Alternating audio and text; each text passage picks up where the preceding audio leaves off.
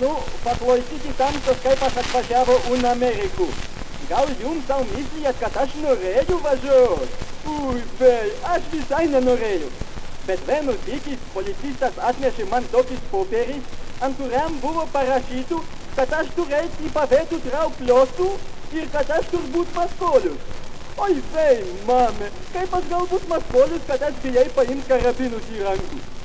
Nu, tai aš nenorėjau loikt, kol jie padarys iš manęs maskolius.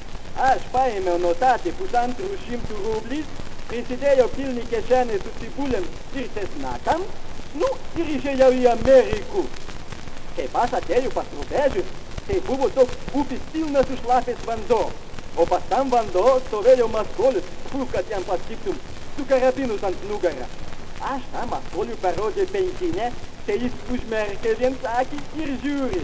Nu, tai aš to suprato, kad nuo vieno penkinė maskolius užmerkė vieno akį, tai aš jam padavė du penkinę, kad jis užmerktum savo du akį.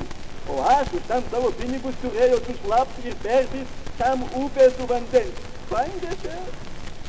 Kaip aš nupirkau šipkortę, tai man pasodino ant toks didelis laivas. Oi, kaip ten buvo gražu!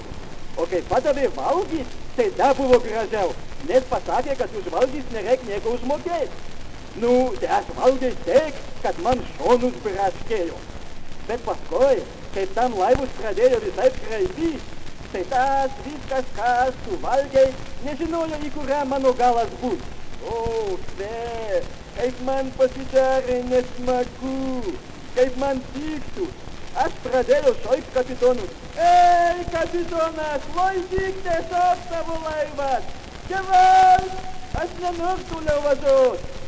O kapitonas buvo toks ganės mišūgenė, kad visų laivo kraipė taip, kaip gojų silkė į mano tėvo krautuvę.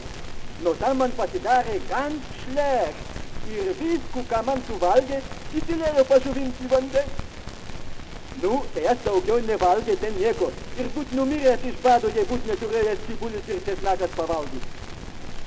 Kaip man nuvežė į tą miestą, kur aš turėjau adresus, tai aš pamatėjau, kad ten dideli žmonės buvo sudėti į didelis automobilis, o mažukų bachūrės pririšti už kojų prie mažukų automobilis. Ir visi važinėjo po miestą. Nu, tai ir aš užsimanėjau pasivažiuot į automobilį. Aš pasoitė vienu mažu žydukas ir davė jam amerikoniškų pusrublį. Jis man pririšo abu kojų prie du mažukus automobilukus. Bet taip tik aš atsistoju, tai tam automobiluk tai pradėjo važiuoti visas pusės, o vis ten, kur aš nenorėjau. Oi, vei, kas ten darėsi? Aš bandėjau išlipt, bet negalėjau. Aš bandėjau atsigult, bet negalėjau atsikelt. O kai atsikėlė, tai vėl tam automobiluk važiavo, kol nenuvažiavo su manim nuo krantų į didelę upę. Gal aš ten būtų pridėręs, bet policistas mane sužvejojo ir nuvedė į dūdas, kur aš turėjau užmokėti $5 trobų, nes ten buvo uždarasta mokestis. Man tiesiog su tom Amerikų būnu.